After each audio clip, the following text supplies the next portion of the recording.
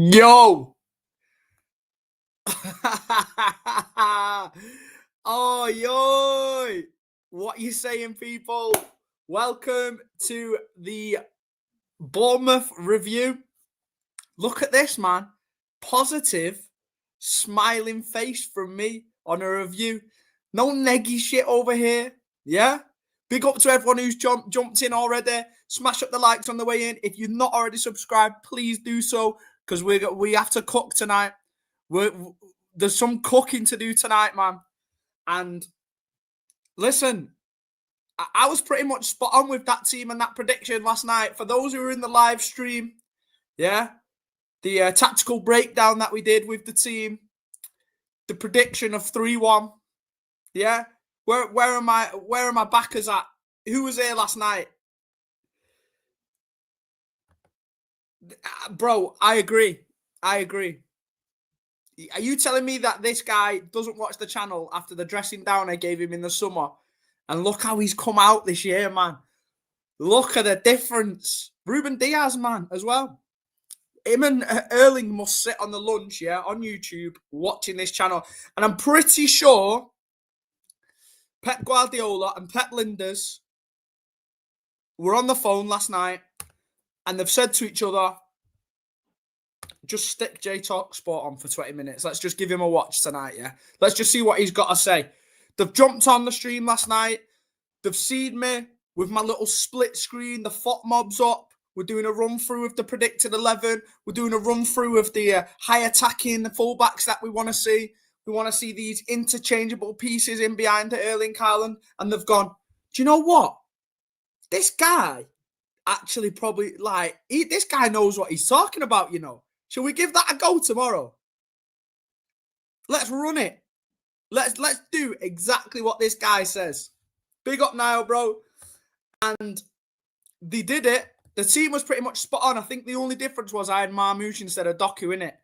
But the style of play was completely exactly all I wanted. Even with Doku there, he wasn't just hugging touchline, was he? They were moving around. He was popping up on the right. He was popping up in central areas. Cherky and Foden were able to just move around as they please, because they had a double pivot of Bernardo and Nico G to protect them in behind as well. Do you know what? The name of the stream is Cherky as him. So I think it's only fair that we start with this guy, yeah? This is what we've been missing all season, man.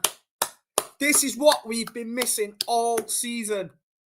This guy don't even need to look before he makes a pass. That second pass to Erling Haaland, bang, bang, bang, 1-2 between him and Foden in the middle of the park, without even looking, yeah? Without even looking, he knows where he's going to be. And he clips the ball around the corner with his left foot. The guy's through on goal. Erling Haaland, by the way, that first touch to completely dead off the defender for that second goal was unbelievable, man. Took it straight across his body. Meant that he either had to bring him down and get a red card, or it's a certy goal. Do you know what I'm saying? But this is what I'm talking about when I say get Ryan Cherky in the team. This is as close to Kevin De Bruyne as we're probably going to get in world football, in my opinion. He's got that ability and that talent to play a pass without even looking. He's just De Bruyne and Haaland were always on that telepathic wavelength where the guy just didn't even need to look before he passed the ball. He just knew where he was going to be. And it makes the midfielder's job so much easier. And Cherky's got that down to a T, man. He doesn't even need to look. And he knows the spaces to try and infiltrate the back four with Erling Haaland running in behind. That first goal as well. This guy, yeah, has played a 20-yard through ball from the halfway line with his head. Are you for real? Are you for real, man? He's cold. He is absolutely ridiculous. And this has got to be the start of a full-on run with him starting every single game for me. Yeah? Because he was arguably the best player on the pitch again today. Loves to get on the ball. Constantly demanding the ball. He comes deep for it. He drops into the pockets in between the midfield and the back four. He pops on the left. He pops up on the right. And you know, when I'm talking about these players that can provide an assist from anywhere on the pitch, like KDB used to, Cherky does that. Yeah. We don't have to just go down the wings anymore and to the byline to try and get crosses in and spam crosses into Haaland. We don't need to do that anymore because we've got this guy who can pick it up on the half turn or play a first time pass from the halfway line, from the right-hand side, from the left-hand side. He can do it from wide as well if you need him to. Anywhere on the pitch. Give the man the ball and watch him create magic. Another 2 assists today, man. The guy was unbelievable. So big up Ryan Cherky, man. W's in the chat for Ryan. Obviously, it's pretty much his first big test since coming back from injury against a team that was second in the Premier League. Yeah, and he's passed the test with flying colours, man. No ring rust, nothing. Absolutely cooked. All the praise in the world to him, and he needs to be a certified starter in that 10 position for me now moving forward. A couple of other guys I want to touch on that deserve a round of applause. Step up, Erling Haaland. Step up, Nico O'Reilly. Step up, Nico Gonzalez. Come on down, boys. Step up, my toxic partner, who I'm completely in love with right now, Matheus Nunes.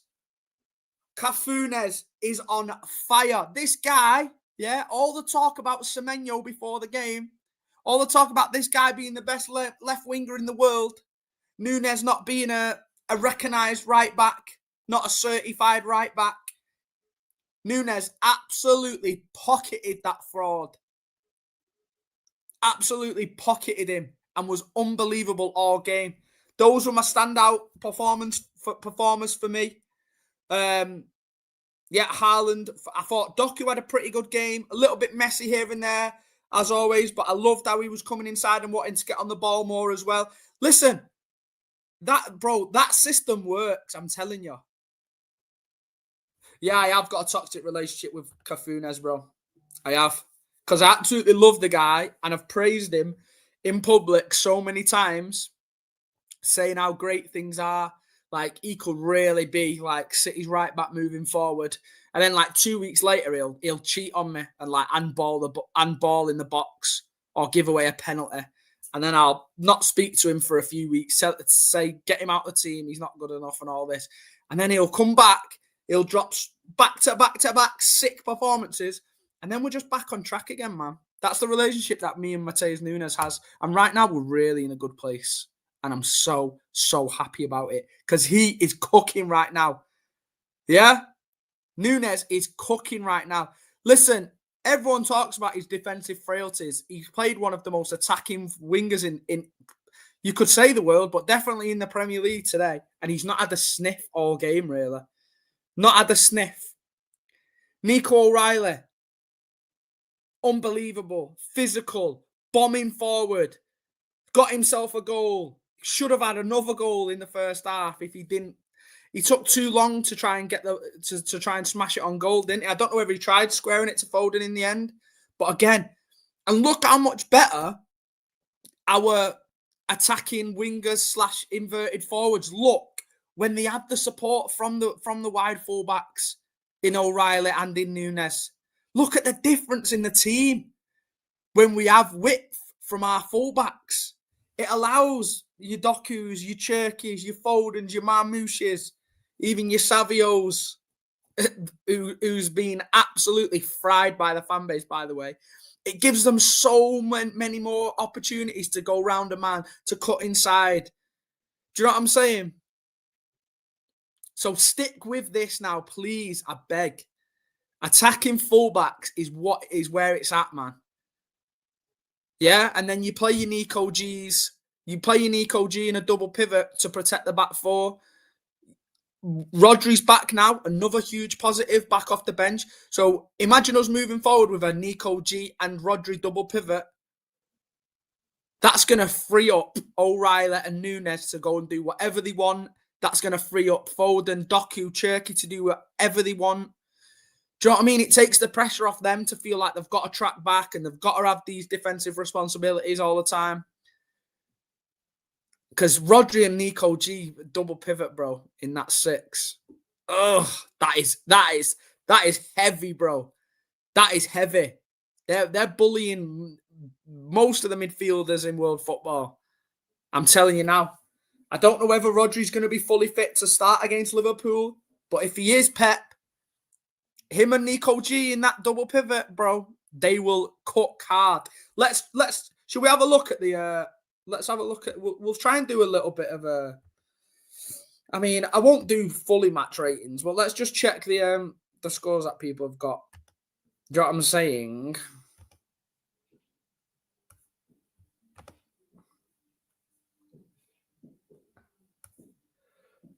Oh, wow. I've gone a bit slow with that tonight. Here we go.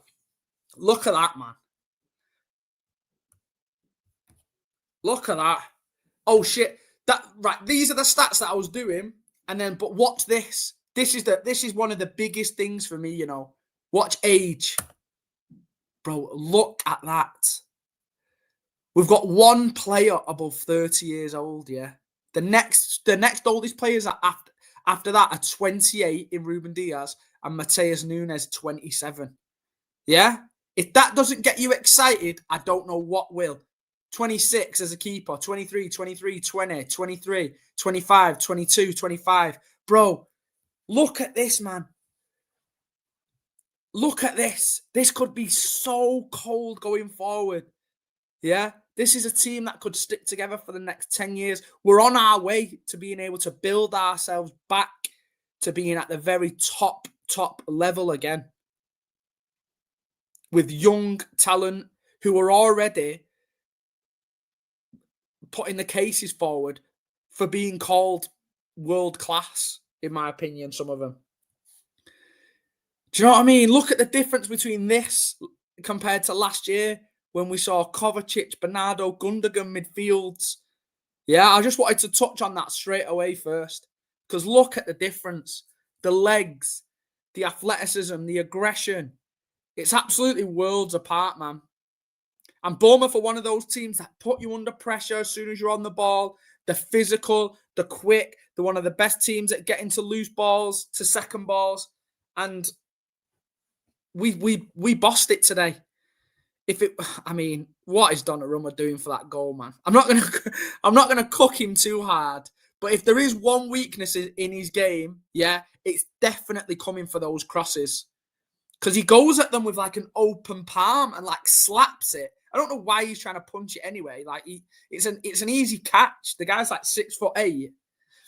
But I've seen a few goals that he's conceded for Italy, that he's conceded for PSG when he comes flappy birding at shit, man.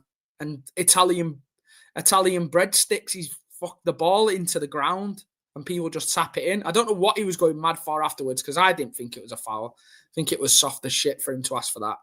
And I tell you what, if we wouldn't have kicked on and still gone on to dominate the game, then we could have had a pretty intense conversation about our goalkeeper tonight. But luckily for him, it didn't get to that because we cooked. Right, let's have a look. Erling, man. Do I need to even speak on Erling Haaland? Do you know what I'm saying? 6 shots. I think he had 16 touches and 6 of them were shots. Absolutely ridiculous. I was actually slagging him off in the first half when he missed that third chance. When he went through for his hat-trick and he tried that. He's a little bit overconfident and cocky, wasn't he, with that little dink? He should have just buried it, man, or gone round him again. Yes, Lewis, big up, bro. Yeah. Do you know what? I agree, bro. I think his main weakness is that he tries to punch the ball a lot. He tries to punch the ball rather than catch it, innit? And it puts us under pressure if you don't get it right. Because he slaps it as well. It's not even like a punch. It's not even like he's trying to clear it all up the pitch. He slaps at it. Like first season De Gea, when he used to get cooked off corners. And Bournemouth kind of switched on to that in the end because they started to put the ball on him every single time after that. So I hope other teams don't start clicking onto it either because imagine we come up against frigging Arsenal set pieces, man. And he's flapping at the ball like that. Luckily, he didn't do it in that game. But yeah, it was annoying at the time because that first half from Manchester City today was probably the best half of football I think we've played this season. And because of that absolute howler of an error that we seem to do quite a lot recently, Bournemouth was still in the game and could have still hurt us. And I'd have thought deep down in my mind that they was probably going to do it in the end, because that's usually what happens to City when you miss clear one-on-one chances and your keeper makes an absolute howler like that. That's usually when you get punished, innit? This is what I mean, bro. This is what I mean, because he was good against Arsenal. He was good against Arsenal. He was punching in that game. But he should be. Listen, yeah, he's the tallest foot player on the pitch by an absolute mile. He's got a crazy wingspan. So there's no reason why he shouldn't be coming and catching more balls, in my opinion. Pause. Because he's got all the size and ability to do it. So why not, man? Why not? Nico G today, absolutely unreal, man. The way this guy puts himself about, his ability to sniff out danger. He puts his body on the line. He nicks in with tackles everywhere. He's always our first man to the second balls when they drop into that middle. 3 out of 5 ground duels won. 8 recoveries, 3 interceptions. The guy was absolutely unreal tonight. And I put a tweet out saying, how has it taken this long for this guy to be a certified starter in our team, man? How was this guy holding bench to Gundogan and Kovacic last year? It's actually crazy when you think about it, innit? Because he's got legs, he's got aggression, he's got athleticism, and that's everything that we were missing last year. That's everything that we were missing against Aston Villa last week.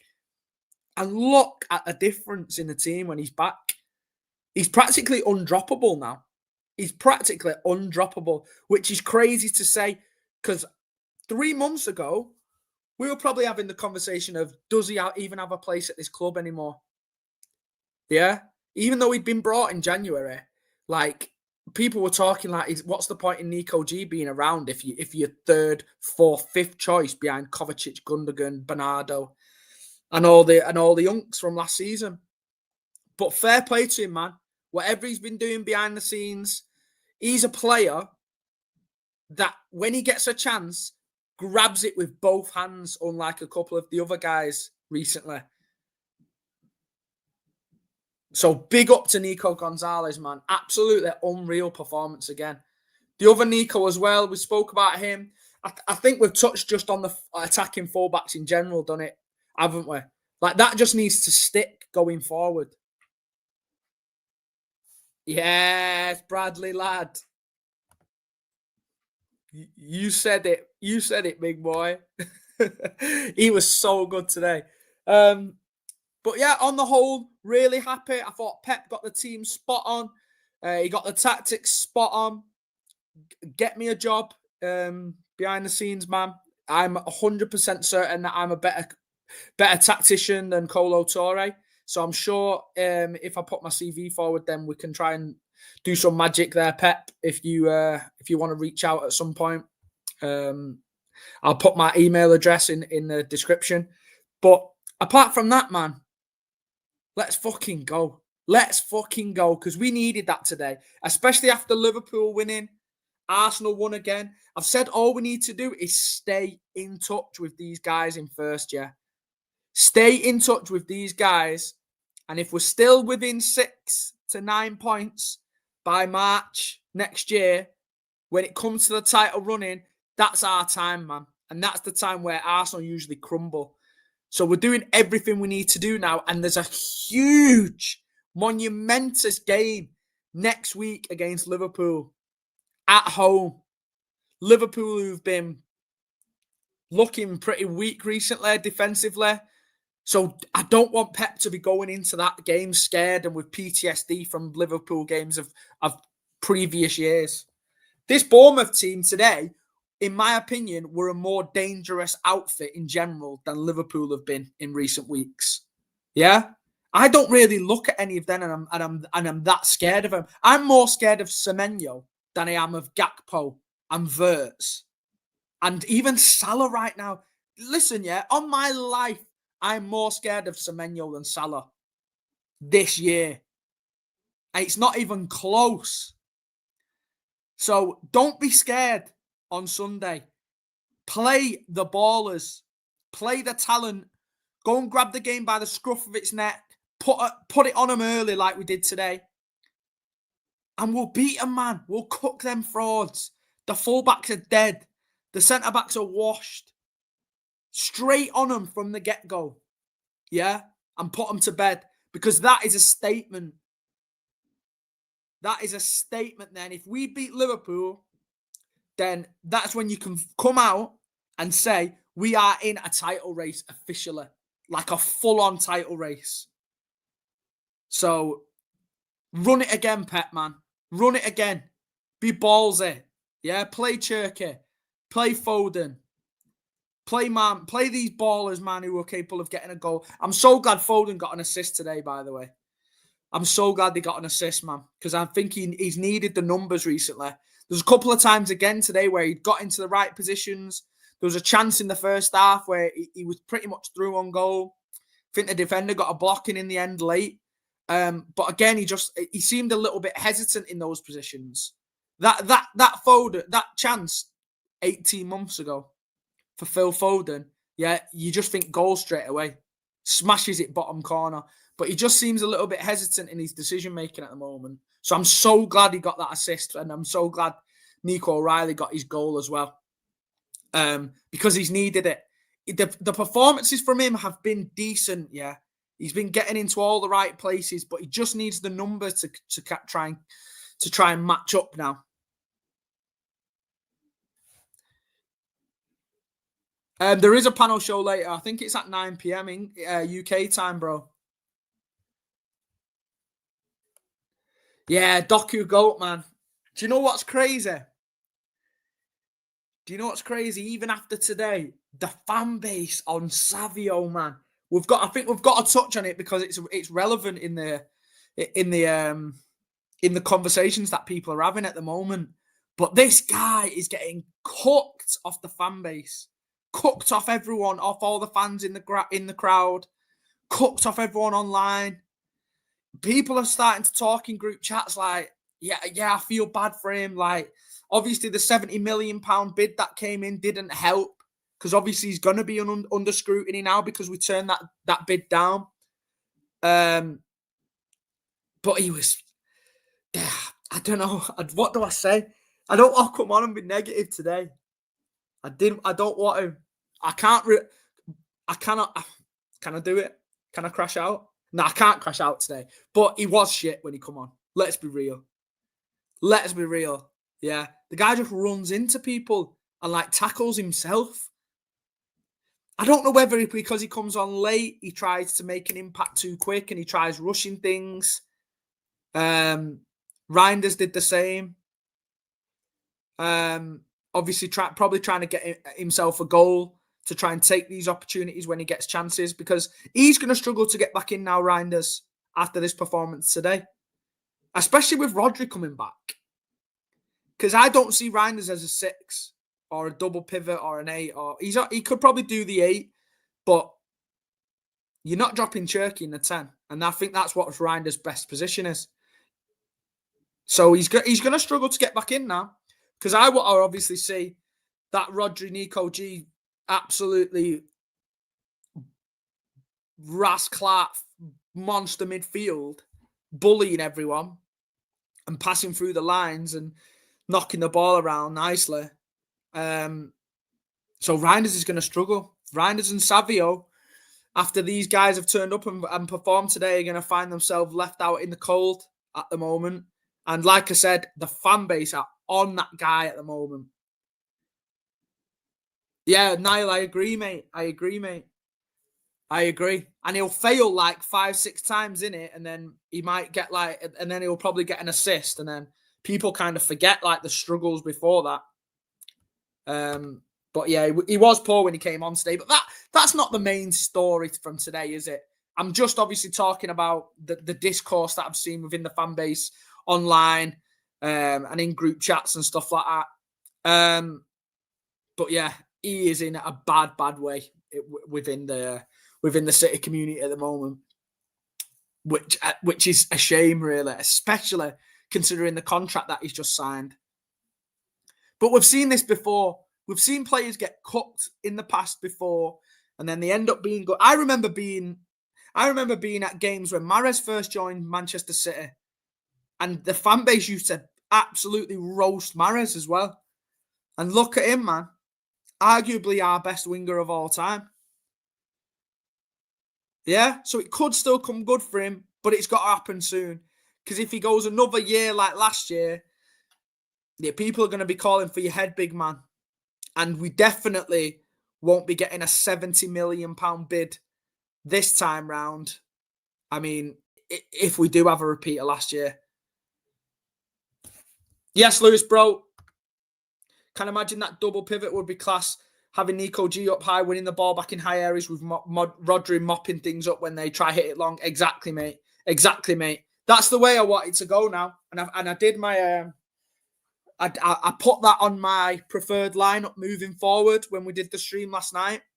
I had Rodri and Nico G in that double pivot because that, yeah, just unleashes takes all the shackles off Foden and Cherky and Marmoush and Doku to just go and be as creative as they want, as attacking as they want, and just takes the pressure off them having to track back and being too defensively minded. Do you know what I mean? You want to free those guys. They're our talented players. You want to free them. Free up the man, them. Free up Cherky, man. It's Cherky season right now. So free him up. You can't be having him tracking back and trying to make tackles in transition. Leave those two monsters in there, yeah, and let these guys just go and be creative and get at back fours. So that's exactly what I want to see, man. Nico G and Rodri double pivot all the way. 100%. Would you go with the same 11 for Liverpool then? Would you change anything? Obviously, if Rodri is fit, you would probably swap Rodri for Bernardo, innit? But it's whether he's going to be ready to go straight in against a high-pressing, high-energy Liverpool team. But that's probably the only change that you'd make, innit? Maybe cousin off if Pep's got a little bit of PTSD. But I think Núñez has earned his start, man. Not only does he provide us something going forward, yeah, he was actually defensively solid today. He's so quick and strong. Semenyo didn't have a chance. He tried knocking it past him a few times. He's too quick. Yeah? So Núñez has earned that start, man. David, I've spoke about Savio, mate. I've said it. I've said he's been very, very poor recently, and the fan base have probably been a little bit too harsh for me. Like pretty much calling for his head and that after like a 20-minute cameo. But yeah, it's not looking good for him at the moment, bro. Because every time he comes on, he looks like he's, I don't know, wearing banana skins as boots. Guy just tackles himself. But that's not going to be the main point of the review today. But yeah, I've already said big up to the players who I thought had an amazing game today. Cousinov wasn't even in the squad, was he? I seen Niall ask that a minute ago. He wasn't in the squad, and I think Pep said it was a tactical decision. Who else? There was him and someone else that got left out. Was it Bob? Which I can understand, to be fair, because he's been absolutely ass cheeks recently. But when a team's performing well, yeah, you try and keep it as it is, in my opinion. So I would go for the exact same team against Liverpool next week. And if he's fit, I'd go Rodri over Bernardo. But if he's not, keep Bernardo in, because I thought Bernardo was solid again today. He loves to go deep and get on the ball. He gets the defenders out of a sticky situation a lot, Bernardo, just by offering himself in those gaps. He goes very, very deep to pick up the ball. And it takes the pressure off the back four being able to play out from the back a little bit too much. It takes the pressure off Donnarumma as well. He'll even go all the way back to Donnarumma sometimes to pick up the ball and, carry it out. But yeah, I'm so buzzing with today, man. It was a potential banana skin.